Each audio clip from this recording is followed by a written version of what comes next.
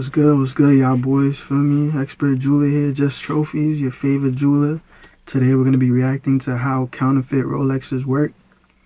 Feel me? I don't know if he's a counterfeit Rolex dealer. I don't know what he does. Feel me? So, without further ado, man, let's tap in.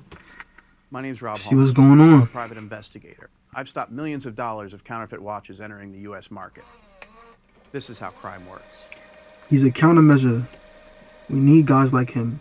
It's estimated that 23.3 million counterfeit watches are circulating in the U.S. right now. There have been plenty of stories of the counterfeit watch industry being tied to child labor, sweatshops, and even human trafficking. You're going to have organized crime. This why y'all gotta chill with the fakes. Y'all gotta chill with the fakes, bro. Human trafficking? And then the child labor laws, they don't care about them. They don't give a fuck about the child labor laws. I gotta chill, bro. This is why. Feel me? Like, and then y'all heard that number? The amount of fakes there are. The one on your wrist right now. The one on your wrist right now is probably fake. Like, that's crazy. Criminals who are doing this kind of stuff. When I work undercover as a distributor, I have to be very credible. Doing what I do doesn't come without a little bit of fear. Nah, that's a crazy amount of fakes. Like, I'm still stuck on the amount of fakes he mentioned. But for me, if you got a Rolex watch, you want to know if yours is fake. Cause yeah, if you want to know if yours is fake, you gotta check the movement on it. Gotta check the movement on it, take it to a jeweler, they're gonna open it up and see if it has original movement. I mean, let's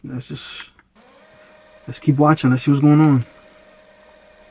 The Protects. Many of the fakes nowadays come with the box and the authentication certificates. You used to see watches that would just have maybe one of the trademarks, like just the crown on the face. That's crazy. But not the crown on the dial. Now manufacturing has gotten so good that even the cheaper knockoffs have everything. I ain't gonna lie, like, it's not just with jewelry, bro. It's with the shoes, the clothes, all that. It's with all of that, bro. It's, the fakes is too good. But that's why the only way to really know if your watch is original and, you know, not a fake is gotta open it up, check the movement. Feel me? But let's tune in. Let's see Wagwan. Let's see. There are people who buy $1,000 counterfeit watches. Patek, Rolex, Louis Vuitton, all the big brand names. He talking about y'all. And they buy these watches gotta for chill, $1,000 because they are near clones. And in that world, the current term is epic. You can't tell it from the Like, don't get me wrong. Don't get me wrong. Like, if you want to wear fakes, I guess, for me. But, yo, they don't care about the kids, bro. That's the problem. I ain't even know that. I ain't know that. The kids in human trafficking, I did not know that. I ain't gonna lie. I don't, for me, normally I tell a nigga, rock out. If you want to wear some fakes, go ahead, rock out. But they hurting the kids and they trafficking people. Y'all gotta chill, bro. Y'all gotta chill. It's enabling it. It's enabling it. Y'all ordering so much. Y'all ordering so much fake stuff that they hurting the kids and they trafficking humans to make it possible. Gotta chill, man. Gotta chill. Original. And especially with some of the brands, especially Rolex, the only way you can tell is by opening up the watch and looking at the movement. What I just said. Because the Rolex movement, there's no mistake Expert jeweler, man. Movement from a counterfeit. I don't. Feel me? So make sure y'all like, comment, and subscribe. You feel me? Video not over. Video not over. If you want to know how I'm an expert jeweler, I'm gonna leave a link in my vlogs channel in the description below. Feel me? A link to my vlogs channel, I mean, in the description below. And then I also have a Discord. I'm gonna leave that in the description below. Make sure y'all tap in, man. Make sure y'all tap in. Care how good the Chinese factories are. A Swiss movement made by Rolex is always going to be known once you open the back. That's a fact, though. If it is sold in America, there's a factory in China that makes an exact copy of it. It's just a matter of how high the quality is. Manufacturing in the counterfeiting world replicates the manufacturing in the real world. Wherever manufacturing is cheap, that's where manufacturing is going to happen. These factories can afford the same machines that the real companies use, and they use the same software. Often that software is stolen through industrial espionage. On these Chinese marketplaces, they have a tier for a manufacturer or a seller, a tier level where you can obtain an inspection by the marketplace. They'll have a third-party inspector come in and take photos and check your location for child That's labor, all crazy. the regular things that people would look for, and you can pay for a clean bill of health. But there's no telling what these factories are really doing. We know that. So you telling me the factories that are selling the full merchandise, the really good ones, they're hacking into Rolex's system and stealing the CAD? That's the design. They stealing the design and all of that. They stealing all of that. That's crazy. I ain't gonna lie, yo, what? Some Chinese factories use Yo. forced labor. It used to be the 80s, 90s, even into the early 2000s. The watches would come here by container, and then the logos would be put on in factories here in the United States, in sweatshops right in the major cities here in the US. That's kind of stopped because the Chinese factories have become so good that the American factories couldn't keep up with the quality. We find that most of the It's product the comes out laws, of the major child labor ports, laws. and Guangzhou, That's what it is. inside It Guangdong. gotta be. China became so good at logistics, it was much easier for people to sell as affiliates here in the United States and have them shipped from the Chinese factories or the middlemen. This is how good these Chinese factories are. QC, which means quality control. They'll send you a high-res photo of your item and the shipping label, so you can check the item, make sure it's the right model, and also make sure that the address is correct on your shipping label. You say yes, go ahead, boom. Within a day or so, you'll get the tracking number.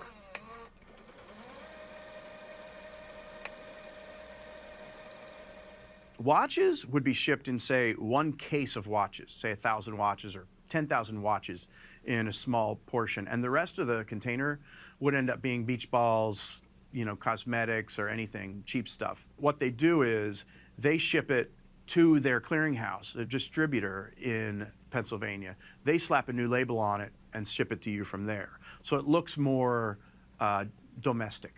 And when it looks more domestic, it looks more trusted. But most counterfeit watches reach the United States through the U.S. Postal Service, or DHL. Shipped individually to the seller. You could buy one watch, you could buy 5 watches, you could buy 100 watches. I buy samples from all over the world. One time I had a package sent to me, and it was a toy alarm clock. I opened it up, Copping there was samples. a watch inside. I haven't received a disguised counterfeit in several years, and I think it's because of how easy it is to get across the border with just a little bubble wrap. Where I didn't even know people was The watches disguising you counterfeits. I thought buy they on was the just streets, sending them like. they're usually bought the same way by the seller. If you buy 100 of them, they're $8 a piece. So you get 100 of those, package is only this big. Shipping's going to cost $80, $90. And they know the Postal Service is flooded right now, and Customs is flooded right now. So it's really kind of a field day for the mailing of counterfeit watches. Yeah, I The gotta U.S. chill, Customs bruh. can't inspect every I single gotta package. chill. They used to say they inspected one every 1,000, but I don't even know if that's possible anymore with everybody buying $20 dresses and things like that. Counterfeit why you trying to distributors play? don't worry about the obstacles because Yo, why you trying to shit on the shorties? He said everybody's buying $20. Nah, he's trying to play. There's nothing wrong with the $20 dresses as long as they not fake, cause it's the kids. I gotta think about the the profit kids. is so high. So if something gets stopped off at Customs, they'll just ship I you gotta another. up the budget on the And that dresses. happens That's very what you often, trying to even with a say? container. Those 10,000 watches, they get caught up in Customs. That'll just be the cost of business. So those obstacles are pretty simple for them to bypass.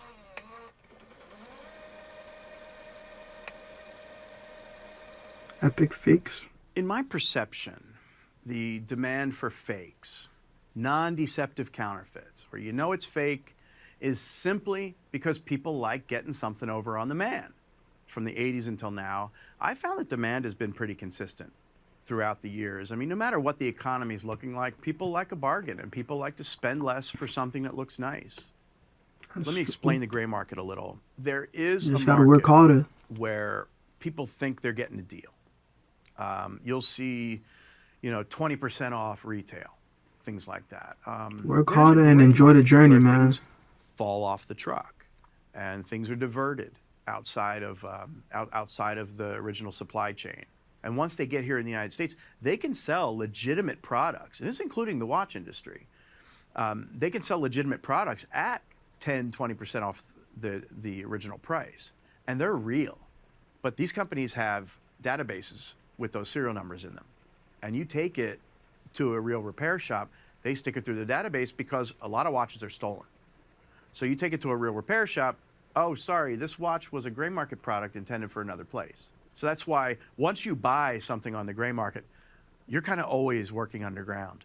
So that leaves you susceptible to buying the epic fakes, the ones that are $1,000, but you're paying 6 or 7 because you think it's wink, wink, falls off the truck. And a lot of When I tell you a price and then you text back and you talk about somebody said they could do it for da da da. You just been got, my boy. Niggas just violated you, bro, because that's what he's saying right now. I ain't saying that, he's saying it. So just because they could do a cheaper price don't mean it's going to be real right. Feel me? When you shop over here, you get all natural, everything original. We don't do the fakes. Why? The kids. And plus, I just don't do fake stuff, but like, you feel me? I'm trying to tell y'all. these companies, too, that deal in the gray market do what's called mixing. And what they'll do is they'll have some genuine gray market and some that are counterfeit, and they'll just mix them all in. Or you look like a sucker, I'll sell you the fake, and I'll sell this guy the genuine. It's a very interesting world, the secondhand market, because it is kind of self-regulated. They be doing that with the watches, where part of your watch would be original, then the band is aftermarket, feel me? Franken. Or part of it is original, the other part is fake. The band would be fake, or the bezel would be fake. Frankenstein. Obviously, they self-regulate because of lawsuits too. If I make a test buy from one of these sites and it turns out to be counterfeit, they can get sued. So yeah, so there's a lot of liability at stake there too. Check your watch, legitimate ones man. don't do that. But again, Check your watch. You'll have the shady ones, especially the ones that you walk up in tourist areas, and they sell genuine secondhand watches, but maybe the one you have, is a fake. That's OD. Yo, what I was just talking Whether about. you're going to buy a product or you're going to have a product repaired, go to an authorized dealer. But yeah, these repair markets are very shady. There was a case in the 90s that my father and stepmother worked. They called swapping the your Fort parts. Worth Gold and Jewelry Exchange. Yo, I'm crying. And this guy, his name was Ronnie Cooper. He advertised in all the national magazines, and he would have ads that said, "We buy gold, we buy watches, we sell Rolex watches," and he would even do repairs. What he would do when he bought the watches was he would replace the gold with gold plated, and he would constantly be doing that. So you'd be buying a genuine watch, but most of the gold was swapped out. And he did this for many years. And jewelers still do that. They're often called Franken watches in the replica world. He got 5 years, the guy. He got 5 years for mail fraud. That's what they got him on, because all this stuff went through, shipping and the postal service and things like that. The brands don't like the secondary market because they take away from you buying a brand new product.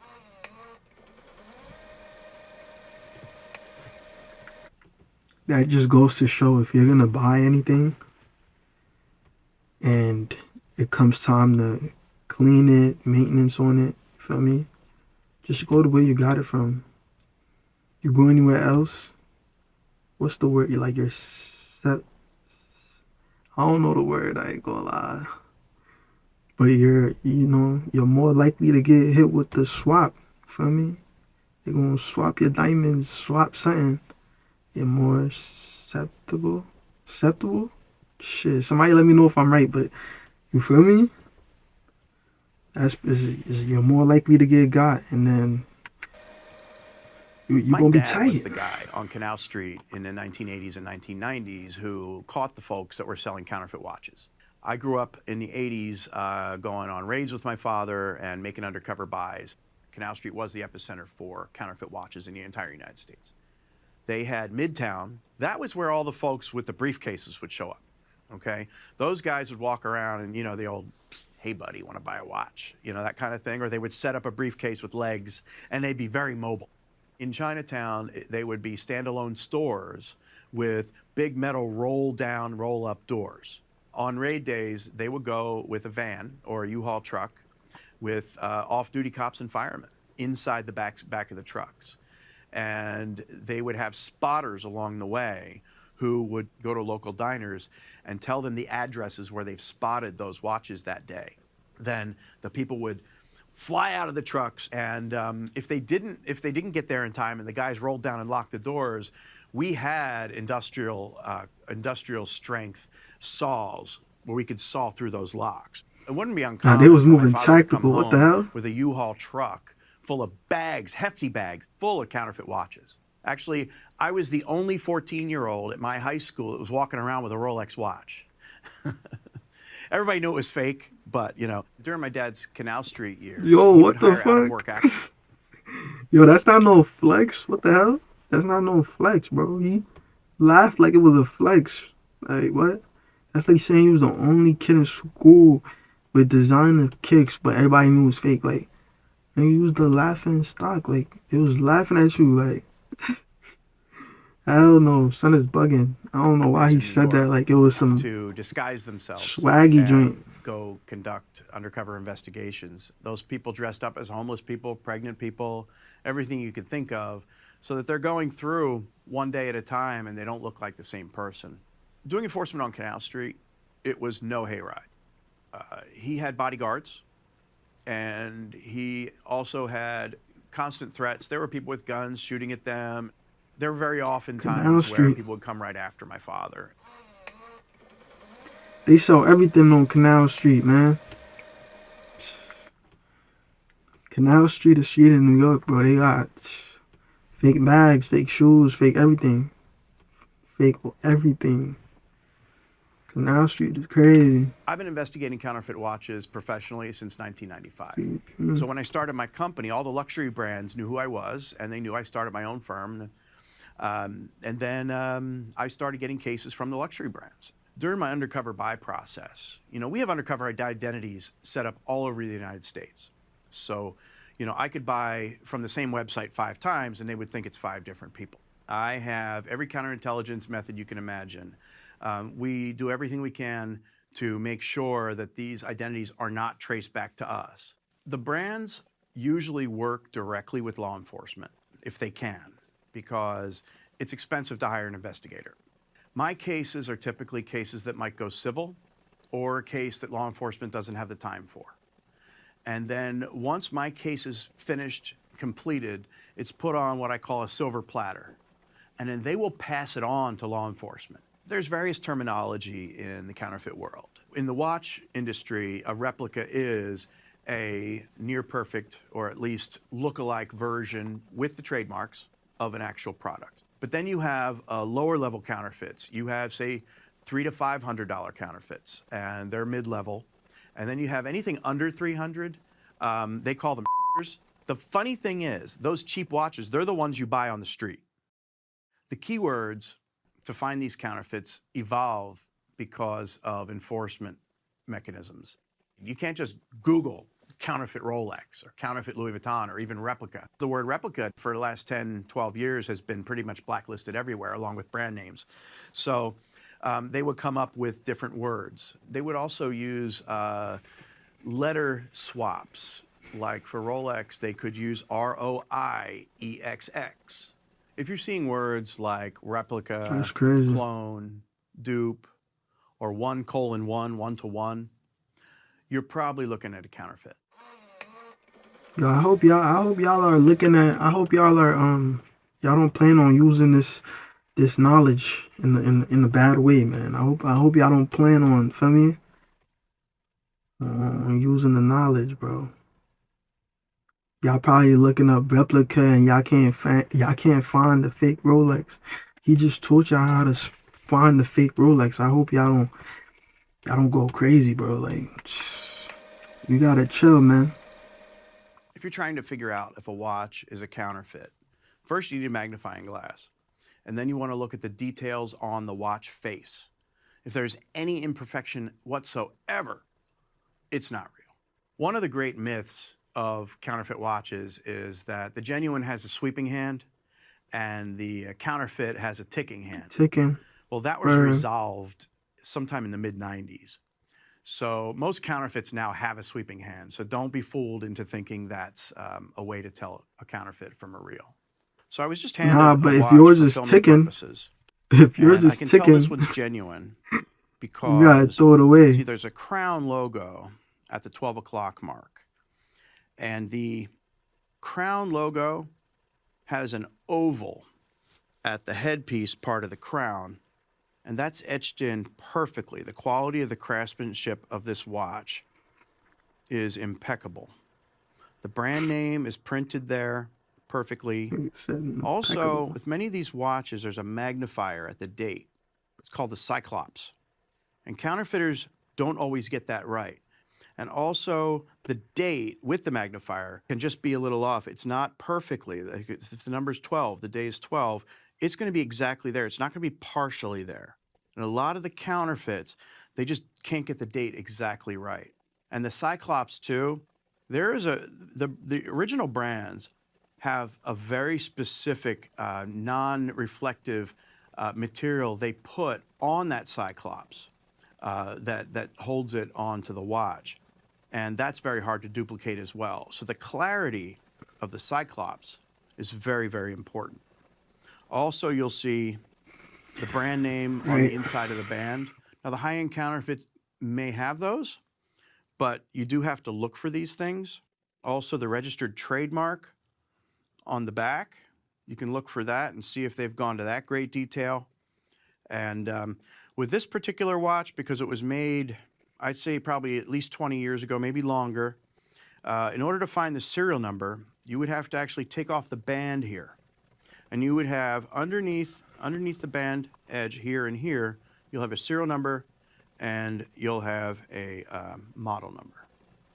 Especially with the Submariner and the diving watches, the bezel is very difficult to make. So the Swiss engineering of the bezel is going to be perfect with a genuine watch. Many of the counterfeits, it's kind of jingly as you're moving it. A lot of this stuff isn't one specific thing. You look at the quality and you say, wait, this isn't real because, this is a little shaky. It should be more solid. It's a little light. Quality Should be heavier. Bigger picture. The counterfeit watch industry is a financial crime. You deal with all kinds of fraud in this world, especially here in the United States, bank fraud, all this kind of stuff. In the 1940s, there was a law reason not passed to go called crazy the Lanham with the Act, fakes. and it made counterfeiting trademark Gonna get booked. goods illegal. And that law stood for a very long time. There were no penalties, though. It was sort of symbolic.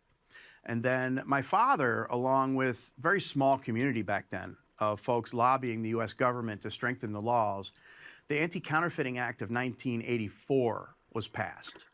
And the Anti-Counterfeit Act of 1984 created penalties for each one of these offenses. Currently, the federal laws are in trafficking. So trafficking is illegal federally. So that's where customs comes in. But most of the sale or display of counterfeit goods is state law. So in New York, New Jersey, California, almost every state has a display for counterfeit as a penalty, and also in their penal codes, the sale of counterfeits. I've seen people face some serious jail time for selling counterfeits. Often they're the most egregious. But the street level folks, it's the repeaters, just like with drugs. Someone purchasing counterfeit goods online probably isn't going to enter law enforcement's radar or the brand's radar unless they are named or discovered as a supplier to someone else. Often, because purchasing isn't necessarily, it's not illegal to purchase, but obviously trafficking is, and you're bringing things over across the border. I've seen the civil penalties get very steep. When my clients want to sue someone, often we'll look for assets. If a person owns a house and the mortgage is paid off, you know, these people have the He needs ability to that. pay $70,000, $100,000 in restitution, and a judge will, you know, often comply. So I've seen people's lives get ruined by selling counterfeits. Damn, imagine you end up homeless because of that. Like, yo, you gotta It was in the tell late somebody go 80s when tell my their father jeweler came the across vibe, man. BTK, the Born to Kill gang, Gonna end up Vietnamese homeless, my mafia. boy. One day, his brother, who worked with him, saw a wanted poster with a $200,000 price on my father's head. Turns out, the Born to Kill gang, they were charging all of these vendors for protection, but they couldn't protect them against my father. So they figured if they killed my father, they would at least alleviate the problem and they would justify their own extortion racket. And because of that, we had locks on every door, every window. And my father told me one day, I His remember, he pops said, had Rob, the I know you don't like OD listening to me, fakes, like the but if I ever say duck or jump, A1 fakes. you better do it because it might mean your life. And I always took that seriously after that. I still do. When my father's Canal Street work started really They taking was ready to off, I kill was him over uninterested that. in Like, family business. I was 17, 18, 19 years old, and I was kind of going off doing my own thing. But my brother was like 13, 14 years old, and he was primed to do this work. He was bred for it. So my brother was running out, gathering license yo, I'm plates and, crying. you know, looking in windows, in factory windows and things like that. I actually rebelled against the family business, and I went to Bible college. And I decided to drive to LA to become a stand-up comic. Good guy, Turns good out it guy. wasn't very funny, but in the meantime, I needed Wait, a no. day job. But then He sold I fakes though. started going on rage, just like my father on the opposite coast. And it was amazing. Los Angeles' area, similar to Canal Street in New York, is called Santee Alley. And it was a several block area, just like New York's Chinatown. It is filled with counterfeits. In the 90s, Santee Alley, just like Canal Street, it was the Wild West. Everywhere you went, there were watches everywhere.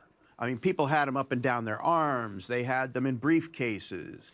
They had them in at booths. They had people who rented space out in front of booths and paid thousands of dollars for that.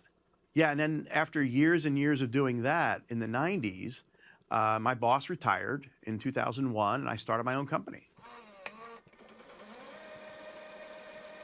Where, bro, follow the footsteps, man. So I started my company in 01. I was working a lot of the similar cases with my father and my brother. So then my father passed in 04. Yeah, after my father died, I thought it was important to continue the family legacy. His company folded because he had nobody in New York to follow in his footsteps. And then after he passed, my business was taking off. And I needed to duplicate myself. And I figured, what better way to duplicate myself than to partner with my brother? Ever since then, I Yo, mean, there's not a I'm day. laced. Hold on, pause. I'm smacked. So his pops basically sold. Wait, he sold fakes to catch people. Am I bugging? Like, I'm trying to figure out the family business. Like, is he talking about selling fakes at this point in time, or is he doing what he does currently, where he, he's catching people. He's like a undercover, like. Goes by Let that me we don't see what think he's about talking. that. I mean, it's hard Let not me for know in me the not to look at comments, my like, brother and see something, you know, one of my dad's traits. We grew up watching him work. He was our hero, and we emulate him. We both do. So yeah, I mean, it's nice. I mean, sometimes I feel like he's in the room.